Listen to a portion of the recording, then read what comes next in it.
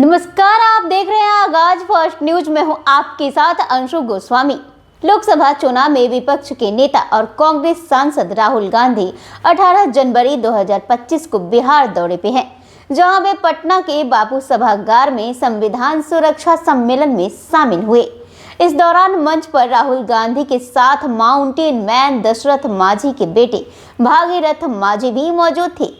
राहुल गांधी ने कहा कि आरएसएस प्रमुख मोहन भागवत ने हाल ही में ये बयान दिया था कि भारत को 15 अगस्त 1947 को आज़ादी नहीं मिली और इससे वे भारत के संविधान को खारिज कर रहे हैं।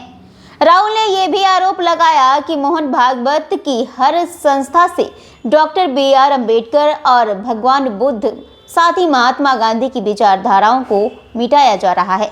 बता दें कि भारतीय संविधान से जुड़ी एक कार्यक्रम में राहुल गांधी ने कहा कि संविधान अब देश के हर कोने तक पहुंच चुका है।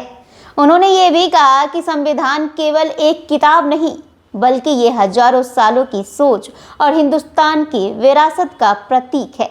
साथ ही राहुल ने ये भी बताया कि हर राज्य के महापुरुषों की आवाज इस संविधान में समाहित है। उन्होंने ये भी कहा कि देश में दलितों की आवाज को दबाया गया है, लेकिन भारतीय संविधान में लाखों करोड़ों की आवाज है। संविधान ने लोगों के दर्द को पूरी तरह से तो नहीं, लेकिन थोड़ा कम जरूर किया है। साथ ही राहुल ने कार्यक्रम में कहा कि जब वो कार्यक्रम के लिए आ रहे थे तो उन्होंने गंगा नदी की ओर देखा और महसूस किया कि जैसे गंगा का पानी हर जगह फैलता है, वैसे ही संविधान की सोच भी हर व्यक्ति और संस्था के भीतर फैलनी चाहिए।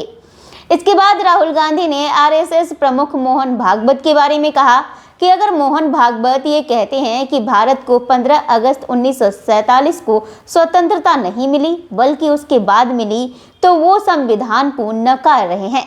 वहीं राहुल गांधी ने यह भी आरोप लगाया कि मोहन भागवत समाज की संरचना को नष्ट कर रहे हैं और उन्होंने ये सवाल उठाया कि इस संविधान में कहीं भी ये नहीं लिखा हुआ है कि भारत का पूरा धन कुछ विशेष लोगों के हाथों में जाना चाहिए। आगे राहुल ने कहा कि वो चाहते थे कि संविधान को उठाकर फेंक दे, लेकिन हिंदुस्तान की जनता ने कहा अगर आपने इसे सिर पर नहीं रखा तो जनता आपको फेंक देगी। फिर प्रधानमंत्री मोदी आए और चुनाव के बाद संविधान को सम्मान दिया और चले गए। राहुल गांधी ने यह भी बताया कि आज के हिंदुस्तान में एक सांसद के पास सत्ता नहीं है और बीजेपी के दलित सांसद से मिलने पर उन्होंने कहा उन्हें पिंजरे में बंद रखा गया है। इसके बाद राहुल गांधी ने कहा कि बड़ी कंपनियों के मैनेजमेंट की लिस्ट में एक भी दलित या पिछड़े व्यक्ति का नाम नहीं दिखता। उन्होंने मीडिया के एंकर और मालिकों की लिस्ट भी देखा, जहां कोई भी दलित या पिछड़ा व्यक्ति दिखाई नहीं दिया। उन्होंने ये भी बताया कि देश की जनसंख्या में पिछड़ों की 50% हिस्सेदारी है, लेकिन उनकी भागीदारी कहीं नहीं दिखाई देती। दलितों की 15% और आदिवासियों की 8% हिस्सेदारी है। राहुल गांधी ने यह भी कहा हिंदुस्तान की सरकार जब 100 रुपए बांटती है तो बजट में इन वर्गों की हिस्सेदारी मात्र 5% होती है।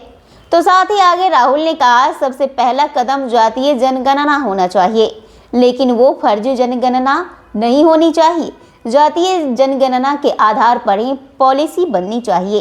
उन्होंने बताया कि मजदूरों को उचित मुआवजा नहीं मिलता और जातीय जनगणना से ये पता चलेगा कि हर जाति की कितनी आबादी और उनकी विकास में कितनी भागीदारी है। राहुल ने कहा कि बिना जातीय जनगणना विकास की बात नहीं की जा सकती। उन्होंने ये भी कहा कि चाहे जो भी हो, कांग्रेस पार्टी इस लोकसभा में जातीय जनगणना कराएगी। राहुल गांधी ने इसे संविधान और मनुवाद के बीच की लड़ाई बताया और कहा कि जितना भी नुकसान हो उन्हें फर्क नहीं पड़ता, वे ये काम जरूर करेंगे।